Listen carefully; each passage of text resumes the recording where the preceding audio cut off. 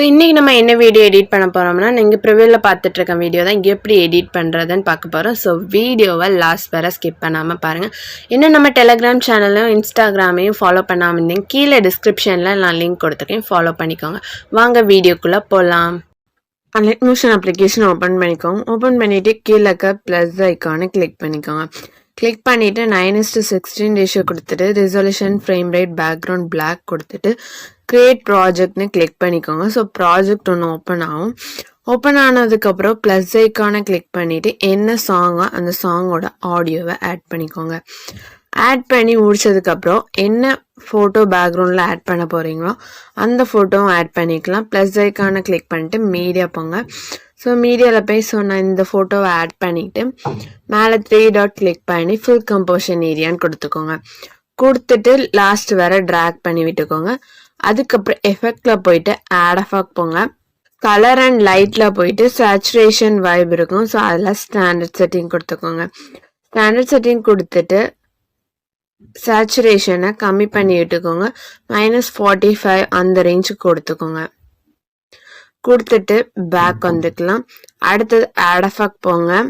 கீழே வந்தீங்கன்னா மூவ் டிரான்ஸ்ஃபார்ம்னு இருக்கும். ஸோ அதை கிளிக் பண்ணி ஆசிலேட் கொடுங்க. அதில் ஸ்டாண்டர்ட் செட்டிங் கொடுத்துக்கோங்க. ஸ்டாண்டர்ட் செட்டிங் கொடுத்ததுக்கப்புறம் ஃப்ரீக்வன்சி ஆங்கிள் இருக்குல்ல அதை நீங்கள் 0 வச்சுக்கோங்க.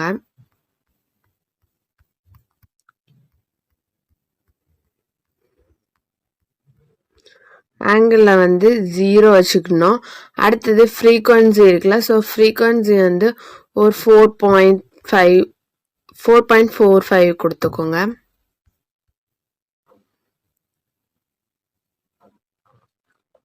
கொடுத்துக்கலாம். மேக்னிடியூடு கொஞ்சம் கம்மி பண்ணி விட்டுக்கலாம்.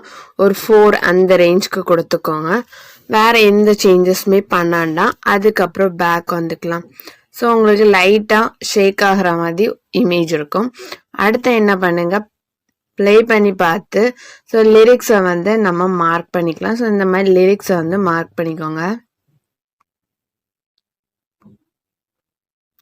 ஸோ லாஸ்ட் வர லிரிக்ஸை மார்க் பண்ணிக்கலாம். மார்க் பண்ணிவிட்டு அடுத்தது ப்ளஸ் ஐக்கானை கிளிக் பண்ணிவிட்டு டெக்ஸ்ட் போங்க. ஸோ டெக்ஸ்ட்டில் போயிட்டு லிரிக்ஸை பேஸ்ட் பண்ணிக்கோங்க. லிரிக்ஸை பேஸ்ட் பண்ணிவிட்டு சென்டர் அலைன்மெண்ட் கொடுத்து உங்களுக்கு என்ன ஃபாண்ட் வேணுமோ அந்த ஃபாண்ட்டை கொடுத்துக்கலாம். அதுக்கப்புறம் கலர் ஒயிட்டுன்னு கொடுத்துக்கோங்க. கொடுத்துட்டு அடுத்தது டிக்குன்னு கொடுத்துக்கலாம். டிக்குன்னு கொடுத்தப்புறம் லாஸ்ட் வர ட்ராக் பண்ணி விட்டுக்கோங்க. ட்ராக் பண்ணி விட்டதுக்கப்புறம் டெக்ஸ்ட் எடிட்டில் போயிட்டு கரெக்டாக சிங்கிள் வேர்ட்ஸ் நான் 2 வேர்டு வச்சுட்டு ரிமைனிங்கை எரேஸ் பண்ணிட்டு டிக் கொடுத்ததுக்கப்புறம் மூவ் டிரான்ஸ்ஃபார்மில் போய் நல்லா பெருசாக்கிக்கோங்க. ஸோ இந்த அளவுக்கு பெருசாக்கிக்கலாம். இதுக்கப்புறம் என்ன பண்ணுங்க, ஃபர்ஸ்ட் பீட் மார்க்கில் வச்சுட்டு இந்த மாதிரி கட் பண்ணிக்கலாம். இந்த மாதிரி லாஸ்ட் வர ஒவ்வொரு லிரிக்ஸையுமே கட் பண்ணிக்கோங்க. கட் பண்ணி முடிச்சதுக்கப்புறம் ஃபர்ஸ்ட் லிரிக்ஸில் நம்ம எஃபெக்ட் ஆட் பண்ணலாம். லிரிக்ஸை செலக்ட் பண்ணிட்டு எஃபெக்ட் போங்க, ஆட் எஃபெக்ட் போங்க.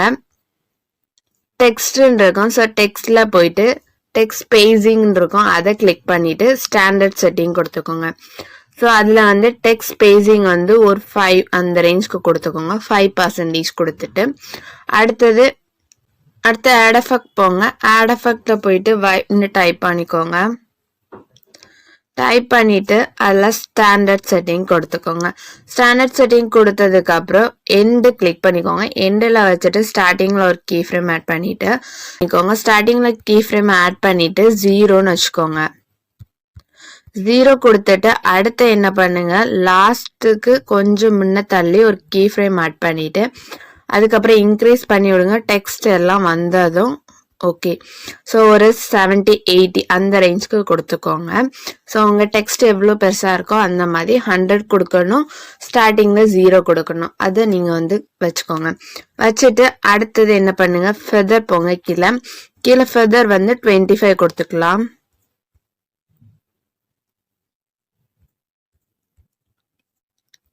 ஸோ 25 கொடுத்துக்கோங்க ஃபெதரு.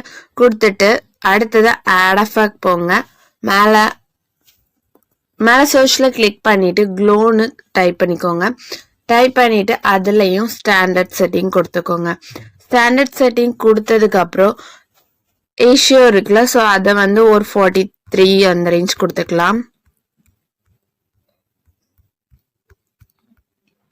43 கொடுத்துட்டு அடுத்தது ஆல்ஃபான்னு இருக்கு. ஸோ அதை வந்து 21% கொடுத்துக்கோங்க. அடுத்தது ஹார்ட்னஸ் இருக்கு. ஸோ ஹார்ட்னஸ் வந்து 0.228 அந்த அளவுக்கு கொடுத்துக்கலாம்.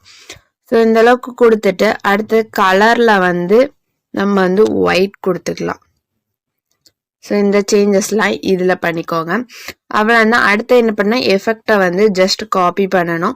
காப்பி பண்ணிவிட்டு எல்லா லிரிக்ஸ்லேயுமே இந்த மாதிரி பேஸ்ட் பண்ணிக்க வேண்டியதான். பேஸ்ட் பண்ணிக்கோங்க. லாஸ்ட் வரை இந்த மாதிரி தான் லிரிக்ஸில் உள்ள எஃபெக்ட்ஸ் எல்லாத்தையுமே பேஸ்ட் பண்ணணும். திருப்பி செகண்ட் எஃபெக்டை கிளிக் பண்ணிவிட்டு எரேஸ் பண்ணிக்கோங்க. அடுத்து என்ன லிரிக்ஸ் வருமோ நீங்கள் டைப் பண்ணிக்கலாம். அதர்வைஸ் இல்லைன்னா என்ன பண்ணுங்கன்னா என்ன வருமோ அதை இந்த மாதிரி காப்பி பேஸ்ட் பண்ணி ஆட் பண்ணிக்கலாம். ஸோ இந்த மாதிரி தான் லாஸ்ட் வர லிரிக்ஸ் எல்லாத்தையுமே கம்ப்ளீட்டாக நீங்கள் சேஞ்ச் பண்ணணும். ஒருவேளை லிரிக்ஸ் பெருசாக இருந்ததுன்னா மூவ் அண்ட் ட்ரான்ஸ்ஃபார்மில் போயிட்டு அட்ஜஸ்ட் பண்ணிக்கலாம், சின்னதாக்கிக்கலாம். ஸோ இந்த மாதிரி லாஸ்ட் வர கம்ப்ளீட்டாக எடிட் பண்ணி முடிச்சுக்கோங்க.